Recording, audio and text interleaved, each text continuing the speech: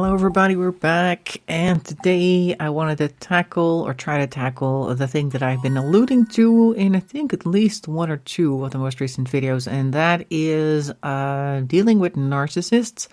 And basically my personal experience, most recent personal experience, is that my dad, who is currently in a care home with dementia, before he ended up in a care home, like maybe a year before then, he met a neighbor, and she turned out to be a narcissist. And now I know that a lot of people throw that word around like it's candy these days, but she is legitimately a narcissist. If you were to check the definition, she definitely hits all of those marks. Now, in this case, I was not the one to draw them in, so that's great, yay me, but I do have to deal with her because he's in a care home and she is with her grubby mitts in his bank account. That's a whole story in and of itself. I guess I'll go into the whole situation in a moment, but I guess it would be better to start at the beginning of dealing with narcissists. The thing is, my mother is a covert narcissist. She's like one of those low-functioning ones, I guess you would call that. Like, she doesn't really outwardly try to say mean things, but she's the one that covers everything with sugar, and she also just doesn't bother to consider anybody else's feelings or needs or wants in any particular situation. She does things and then puts other people's into her plan without the other people knowing that they're in her plan, and then she starts calling around to these people to say, oh hey, I told so-and-so that you were going to be there and there at that day and that time.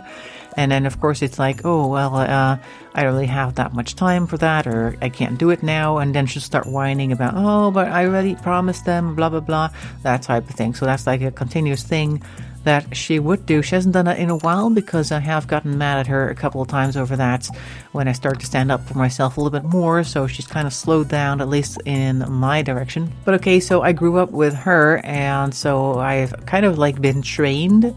Like very early on, I knew that the sort of things that she would tell people about her experiences were lies, because that's a thing. She likes to tell the stories of the things that happen in her life in a way that make her look good. And unfortunately for her, growing up, I was there with her pretty much during most of those events. So she would be at my grandmother's house, and my grandma and my aunt would be there, and she would want to tell a story to my grandmother and my aunt about what happened at the store or whatever. And then, of course, she would make herself look like the hero or the smart person and the one who did the great thing. And then I'd be there like, actually, that didn't quite happen, because I think that's also part of the autistic side of me, that I cannot stand when people lie about things, particularly if I know that they're lying. And most of the lies were completely useless. Like, it didn't do anything for her, but it would just be a thing, a way for her to look better in other people's eyes. And of course, I could not stand that. So I learned very early on not to trust the things that she said. And I think that also helped me a lot, because that meant that I didn't really buy into a lot of her manipulations ultimately. So I guess it was a little bit more of a training type of thing that helped me to recognize the behavior and then try to avoid getting caught up with those people. But I guess the naivety of the autistic side makes us more likely a target for a narcissist, because they really like people who are going to just believe what they say. And as most people know who have dealt with narcissists, they're very good at telling you stories. And if you're naive enough to believe their stories, then you would go and think that they were a great person and go along with their manipulations, so to speak, and then before you know it, you're caught in their web and you're their flying monkey and all that sort of thing. So that doesn't mean that I didn't get caught up in more narcissistic webs, but then more on the side of realizing that they're telling lies and then wanting to basically just tell everybody else as well, or at least not like going around tattling. But I mean, like, if somebody, a narcissistic person or somebody has those tendencies, is standing in a group, I'm there, they're saying something that I know is not true, I'm going to say, that's not true. And then he, of course, or she is going to, I guess, deflect in that moment. And then afterwards, when I've gone to do something else, then the whole tattling on their end starts. And then all those people that kind of still believe them start to turn on me. Because that's mostly the thing that I have the most experience with, is people turning on me without me actually doing anything for them to be upset with me, but because other people are telling them things about me without my knowledge, and if I don't know what people think of me, I can't correct any of that. So that it turns people on me, and then I have to deal with the fallout of the flying monkey situation, basically. Like, for instance, in one of my first jobs, maybe even the first job, there was this guy who had the same position as me. We both worked first-line tech support, and he was so manipulative, and he really only made friends with the people who we thought would be able to help him in his career. And he wasn't very smart, unfortunately for him, so he didn't get very far ultimately. But the thing is, they would kind of like try to hitch onto my experience and that sort of thing. And they would try to get me to do all the heavy lifting. Like, literally, we had an office with several different floors spread across a couple of different buildings, and a lot of departments used to have like one floor of one building or half a floor of one building. And they regularly moved from one side to the next because management had decided that that floor was better for them. I don't know why, but that's what they did. And this was in the age of really large CRT computer monitors, like they're really big TV one types, but then like the large glass dome ones with the huge plastic casing. So they're pretty heavy each. And then you would have a department of 20, 30 people who all wanted to take their monitor with them to the new department, even though pretty much everybody had the same monitor. But it was like one of those offices where you have a lot of women who work there, and they all had like little things that they stuck on their monitor, so they had to have their monitor come with them. So, and I'm not one to tell 30 women that they can't have their monitor, so okay, fine, I'll load it up. So after a couple of those moves, I had a pretty sore back, to the point actually that I had to go see a physiotherapist. So after a while, I asked my coworker, like, hey, there's another move coming up next week, could you help me out with that? Because so far he hadn't actually done any of the moves, so it was kind of like, okay, it's your turn, that type of thing. And he was like, sure, I'll do that. And there was this other coworker who sat in the same room as us. He did a different type of job, but he had, of course, seen our interactions before. Like, a lot of stuff had already happened beforehand. This isn't the first thing. And on Monday the next week, the week where the move was supposed to happen, I think on Thursday, my coworker, the first-line tech support guy, who was supposed to do the move for me, called in sick. And I said to the other coworker, like, watch this. He's going to stay sick the entire week. Like, I've seen this before, he does this. And my coworker over there is like, no, it's fine. He's only sick for today. Don't worry. I think you're seeing things, like that type of thing. But wouldn't you know it, I ended up having to do the move on Thursday anyway because, yep, he was sick the entire week. And then Monday afterwards, oh, hey, look who's back.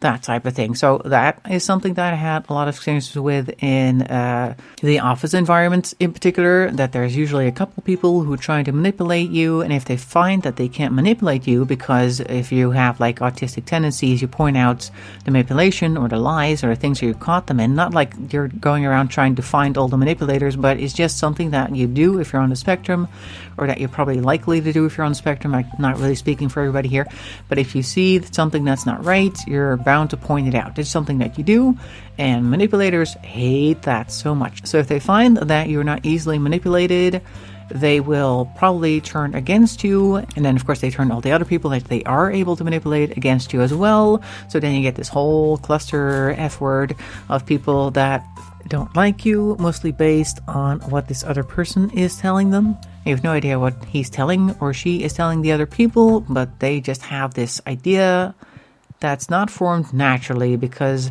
if people were to just look at what you're doing, what you're actually saying, most likely you're not doing anything weird that should get you a bunch of hate. But if you have a manipulator running around who doesn't like the fact that you cannot be manipulated, then that's going to happen. So that's a little quick introduction into my own experiences in that regard. So that has happened off and on. So now back to my dad and his amazing girlfriend slash fiance slash I have no idea what to call her. So they met in the later part of 2019. He had actually had a relationship beforehand that had lasted about 17 years, but it ended because he started messing around with this other woman, and he was not very smart about it because him and his then 17-year girlfriend shared an iCloud account, and he was not quite aware of how that works. And what happened was that he was sending photos to this other woman, And of course, those photos ended up in the iCloud where his girlfriend could see them. And she eventually put 2 and 2 together and then kicked him out. So he lived in his camper van for a while because he couldn't stay with her. And the other woman was apparently also not an option because she had other issues that made it impossible for those two to stay together ultimately. But okay, so after a while, he applied for emergency housing and he ended up in this home that was in a very small community where pretty much there was nothing there. Unless you had a car, you could go places.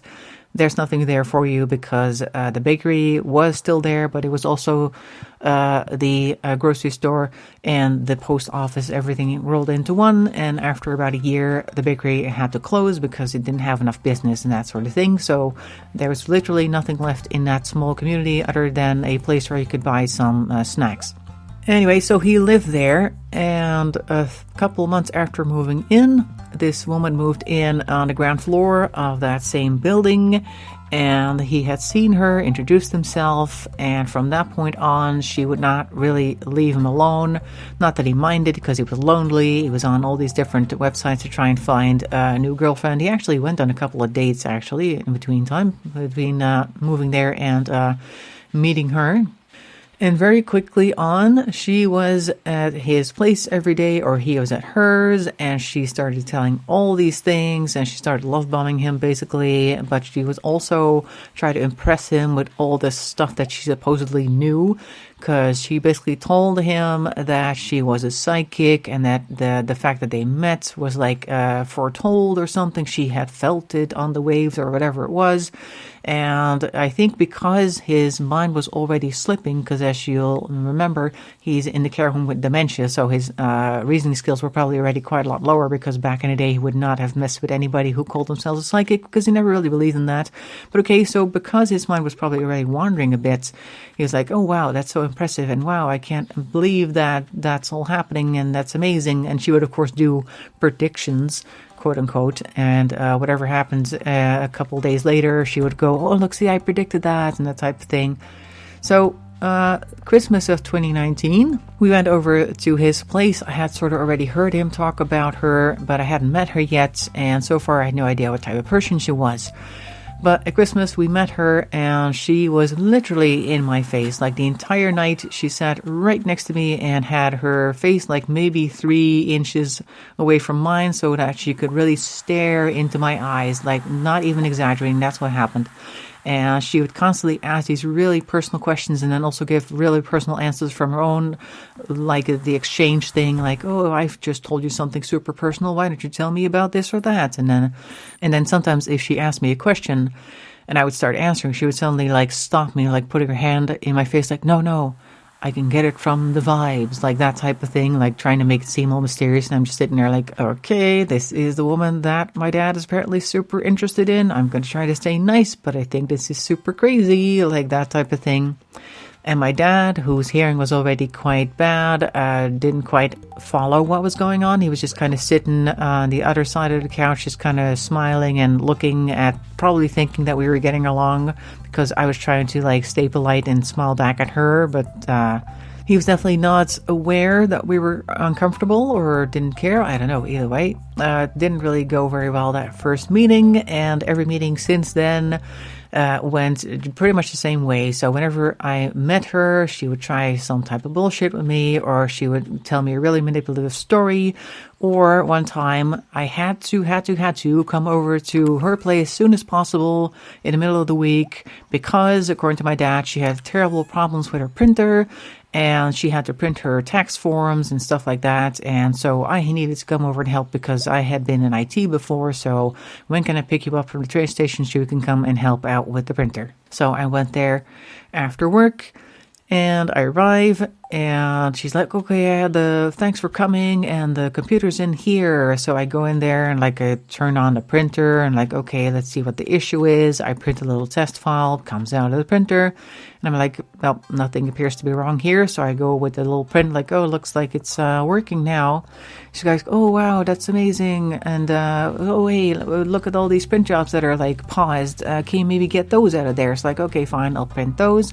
And out of the printer come all of these brochure type things for houses in Spain and stuff like that. And she starts immediately showing me all these houses, like, oh wow, look, I've been looking at these, I've been looking at that, because she was looking at his account, basically. Not that my dad's super rich or anything, but he drove a pretty expensive car at the time that she met him, so she probably assumed that he had a ton of money.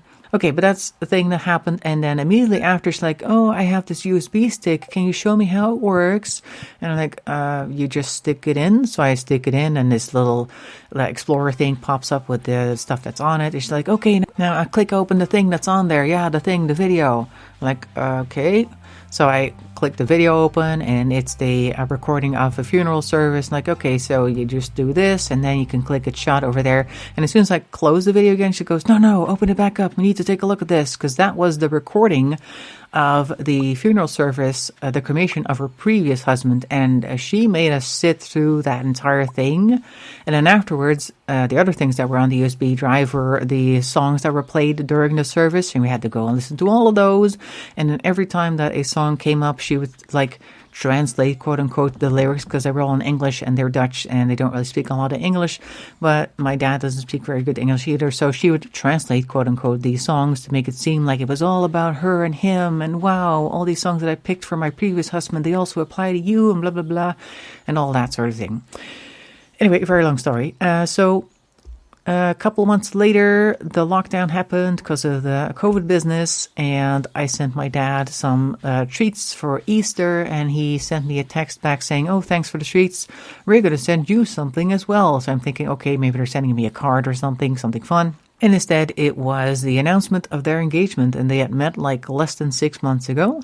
And pretty shortly after that, she got him to sign a document that allowed her to access his bank account. So she's been doing that as well.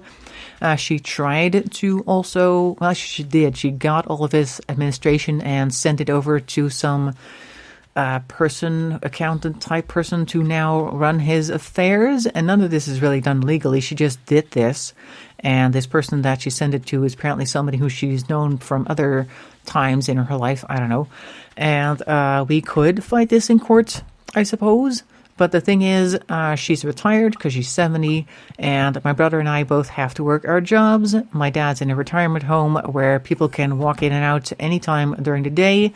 I have heard stories from her past that make me strongly suspect that her previous husbands, she had 3 previous ones, I believe, did not meet a natural end, if you know what I mean. So if I were to fight her in court, and then I think my dad's suffering would be greatly increased, and probably his lifespan would be a lot shorter than if we just kind of left it like that. So all we really can do right now is try to be there for him as much as we can. And then when the end comes, my brother and I both independently decided to not accept any type of inheritance, because we suspect, the way that she keeps saying, like, oh, I've been putting money aside for you guys, that she's actually trying to build up some debt that she can then hit us with at the end, because she's very sadistic in that sense. And she does other little things as well, like whenever we try to bring something fun for him or something that he might like to snack on, as soon as we've left and the day after she comes to visit him, everything gets thrown into the trash, and everything that we bring him, like the other day I brought him this plant for his room for New Year's, like a new year, new plants, something vibrant in your house or something. And it stood there for about a week, maybe 2, and today I went over and it had been trashed. Apparently, I don't know where it is, but she did keep the little white pot that it came in because she likes everything that's white. So that was apparently allowed to stay, and she stuck one of her fake flower pot things in there. So I was like, nope, you're not going to have that then. If you're going to trash my plants, I'm going to take the pot back because you don't deserve that either. So just stupid little things there that make no sense. Also, we put up a picture frame with a whole bunch of photos, like family photos, pictures of his mother, pictures of us when we were kids, like that sort of thing. Because when we were initially trying to decorate his room, we were trying to put things in there that make him feel at home or something, that would make him calm down or something like that. Because of course it was a whole move. He didn't really want to go into a retirement home. And those photos were removed. and she supposedly had no idea where they went.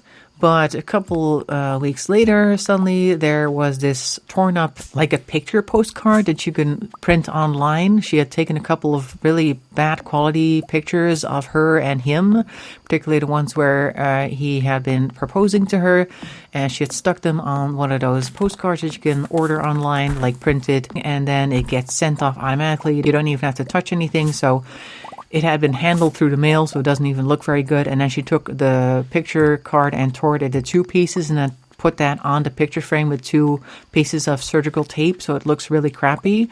But apparently that's the only thing that he's supposed to have over there, because all the pictures from the past were the past and this is the future, blah, blah, blah. So she can't even let personal photos alone. So she is basically trash, and I've said a couple times already, if I could nominate anybody for a very long tumble down a set of concrete stairs, I'd know who I'd pick. Anyway, so that's a very long story about her in particular, but also about narcissists and how we tend to get in trouble if you are on the spectrum because we point out lies, if we're not like falling for their lies anyway because we tend to be naive. Either way, we're in trouble. So if you ever find somebody doing things that make you feel uncomfortable, do not walk, try to run from them instead. So that's my quick experience right there. In any case, I hope you found it interesting. Hope to see you in the next video, and bye-bye for now.